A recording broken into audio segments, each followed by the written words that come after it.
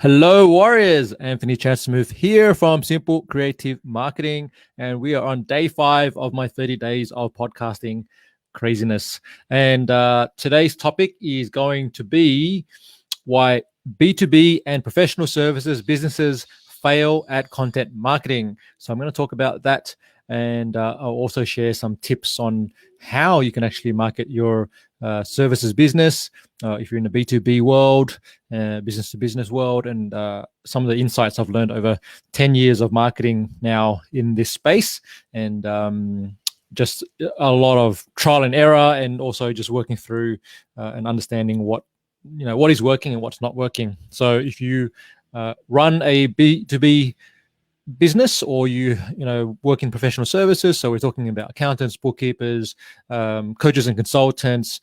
Typically I work with those types of people and those types of small businesses, financial services, VA services, anything to do with services, really. That's what we're talking about.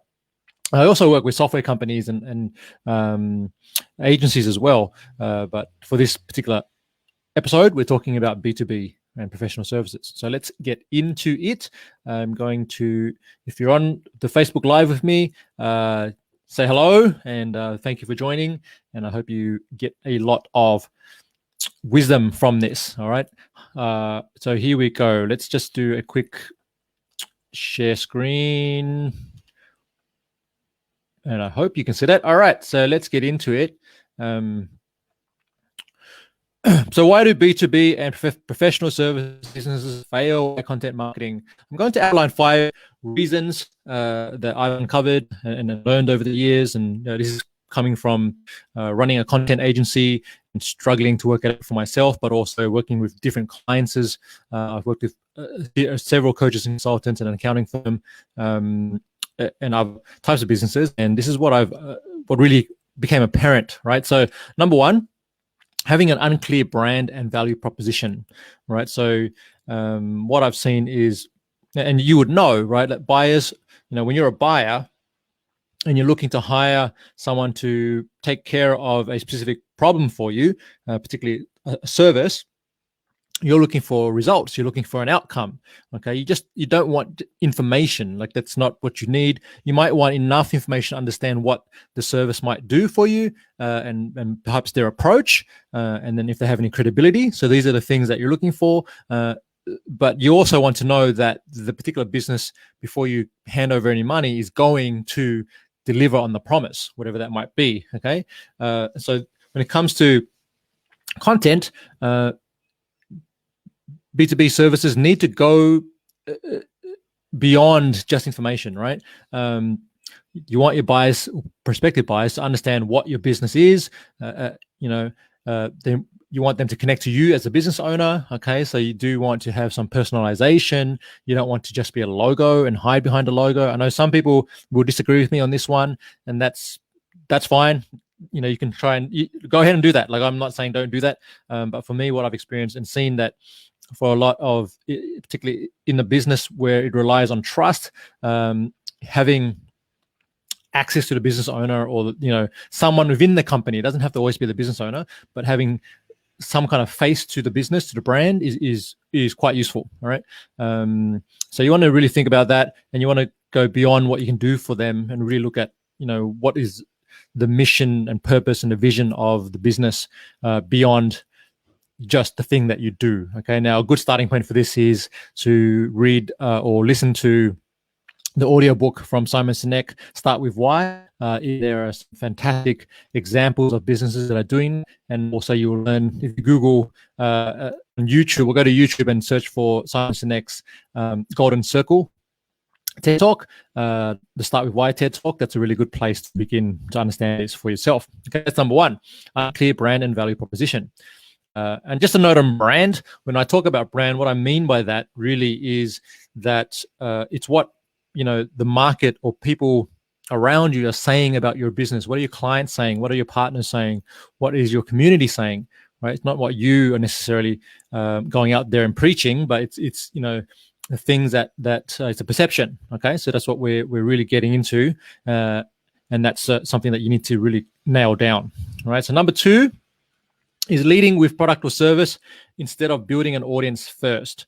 So here at SEM, we really advocate an audience and education first approach to marketing, because I've seen just too many businesses try to lead with the product or the service first, and then they fail. All right. So in this, I've got an article which I'll link to in the show notes here, which will actually detail give some examples of businesses that are doing this right.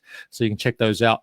But the whole point of this is education first, and look at having that audience of people who are interested in what you do, the problems that you solve, and obviously people and businesses like themselves. Okay, so that's problem number 2, is leading with product or service instead of building the audience first. Number 3 is focusing on the wrong content.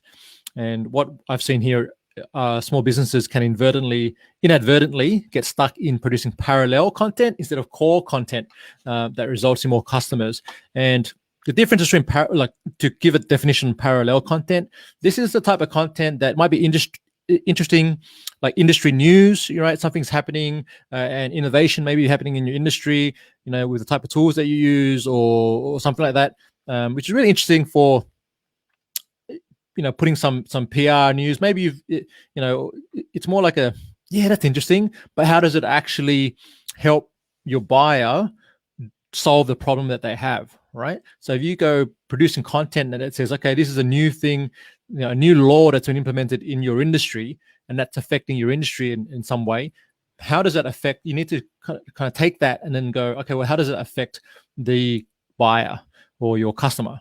Okay, does it affect them at all? Do they need to? Is it information, or is it relevant and useful to them? All right.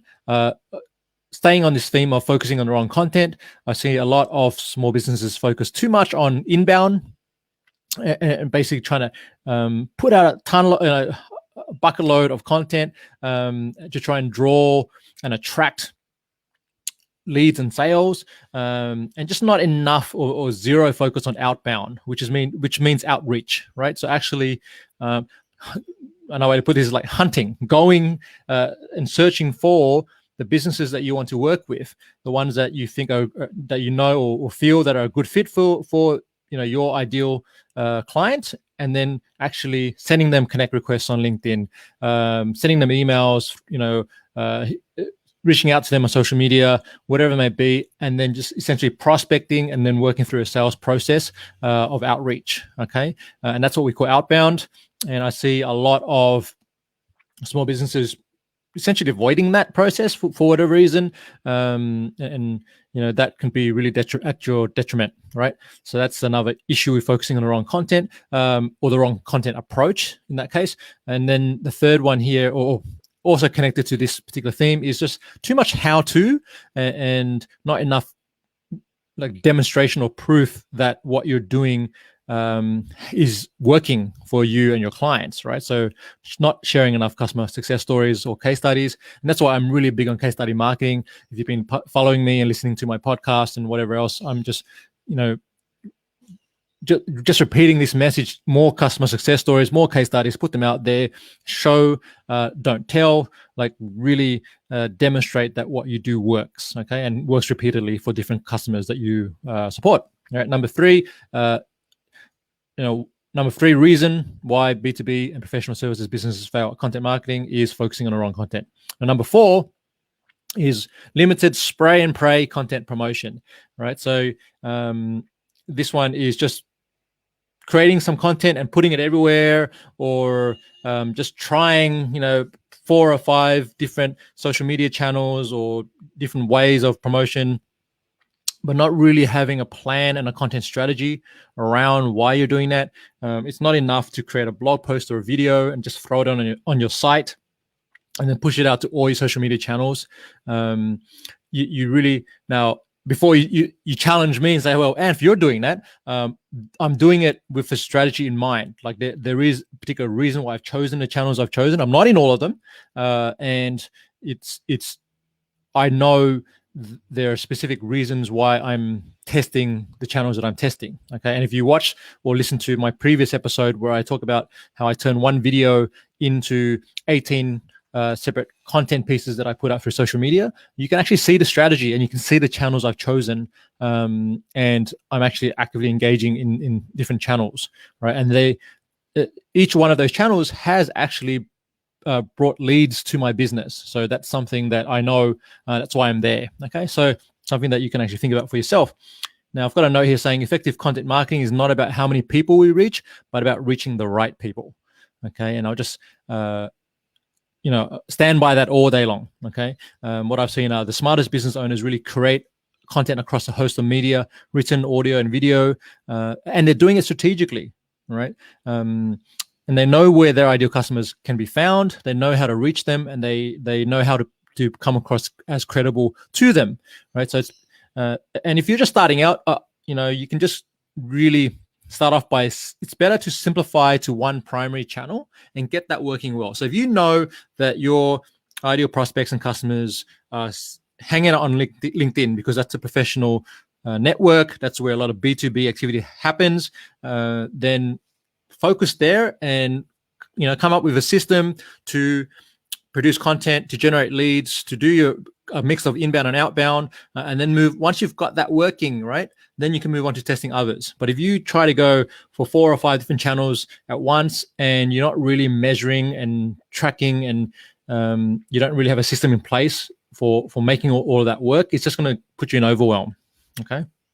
So limited spray and pray content promotions, number 4.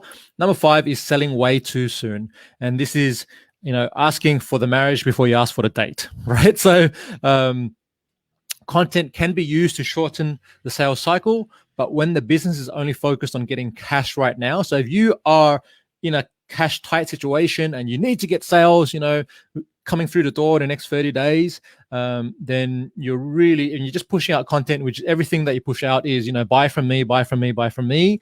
Okay. What you're really doing is energetically, you're pushing everyone away from you because no one wants to work with desperation. Everyone feels that desperation. And like, think about it for yourself. When someone has come across to you as desperate, right? How would you respond? Right. In most cases, you run away, right? So, same thing happens in business. So when you're just only focused on the sale, then you're going to lose the important step, which is you need to build the relationship. Okay. So, you really want to keep in mind that timing is everything, and not just your own timing, but timing for the prospective buyer. Are they ready to buy?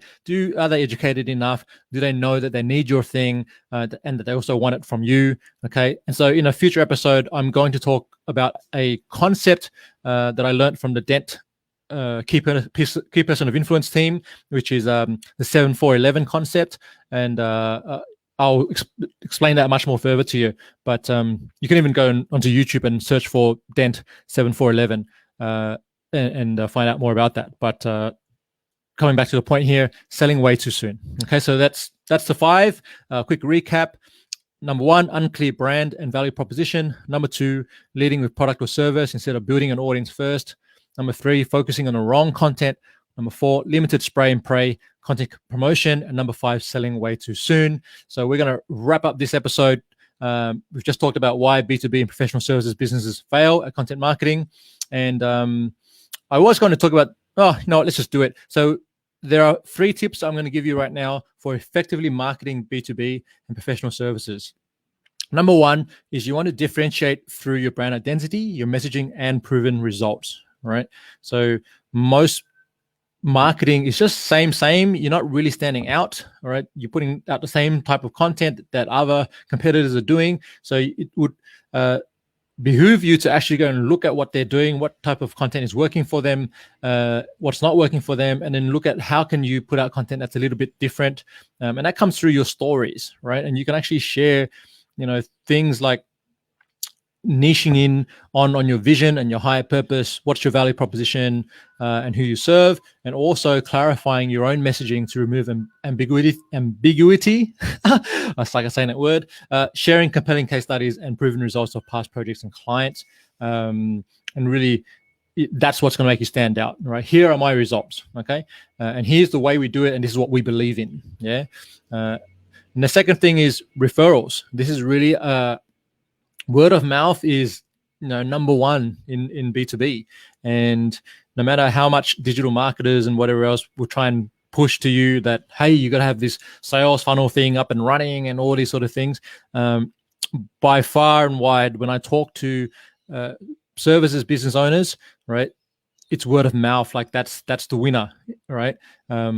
And the common argument is, well, you can't really track those and you can't control those. I disagree with that. You can actually set up an ambassador program or something like that. You can work with strategic partners to get you referrals.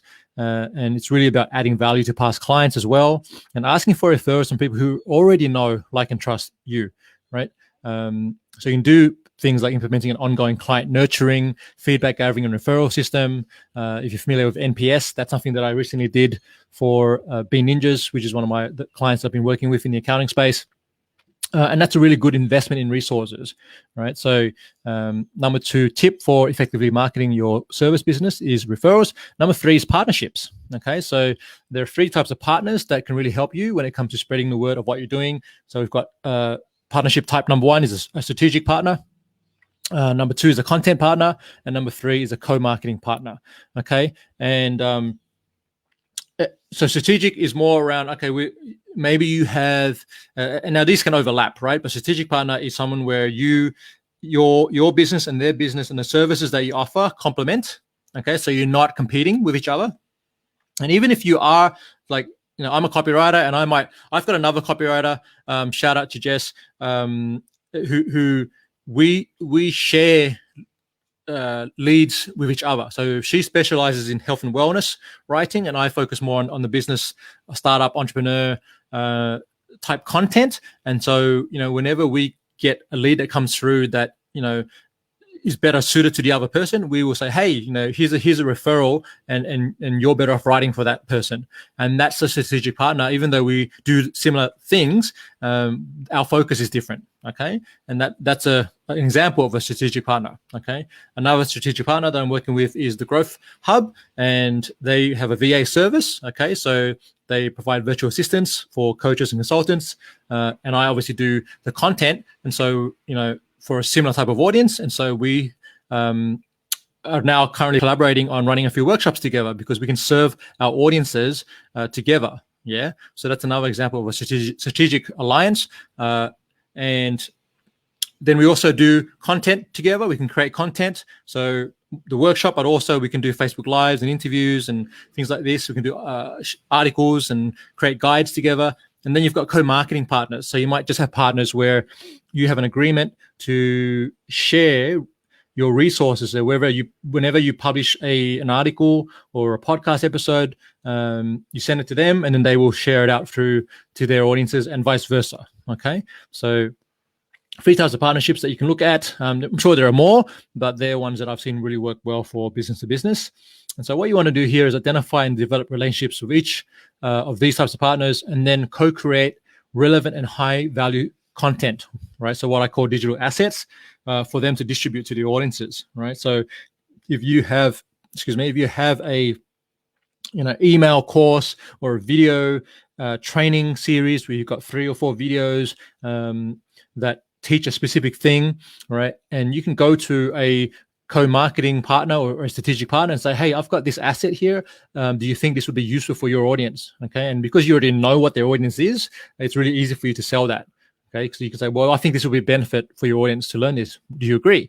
All right. And then same thing for them. If they've got some kind of asset they've created, they can give it to you, and you can share it to your audience. Okay. So this is really, really a good way to build that kind of relationship, and that will lead to referrals, right? So if you've got both the same or similar audiences, then you can really generate leads for each other that way. Okay, and the question I will leave you with here is, why would you build an audience of 10,000 randoms yourself, or random people yourself, when you can partner with someone who already has the audience, right? And then you can add value to them through quality content. Okay, and this is really something I've been doing this year, is to partner with specific organizations. Like I spoke on a summit for Agora Pulse recently, and that engagement led to 100 people signing up to my email list, okay, from that one talk. And that's me teaching what I know, and then to the relevant audience, and that audience, going, hey, I like what this guy's up to. I want to sign up to his email list and find out more. Okay, so that's really good example of partnerships. Okay, so just recapping this one, 3 tips for effectively marketing your professional services business or your B2B service. Number 1, differentiating through brand identity, messaging, and proven results. Number 2, referrals. And number 3, partnerships. And so I'm gonna wrap up this episode now. If you have any questions at all, throw them in the comments. If you're in Facebook Live, even if you're watching the replay, I'm here to respond. And if you want to ask me a question on the podcast, you can actually go to authenticinfluence.co/ask. And there you can submit a question to me via audio, by voice, and you might find that your voice will appear on one of my episodes. All right. So thanks for tuning in, and look out for my next episode tomorrow.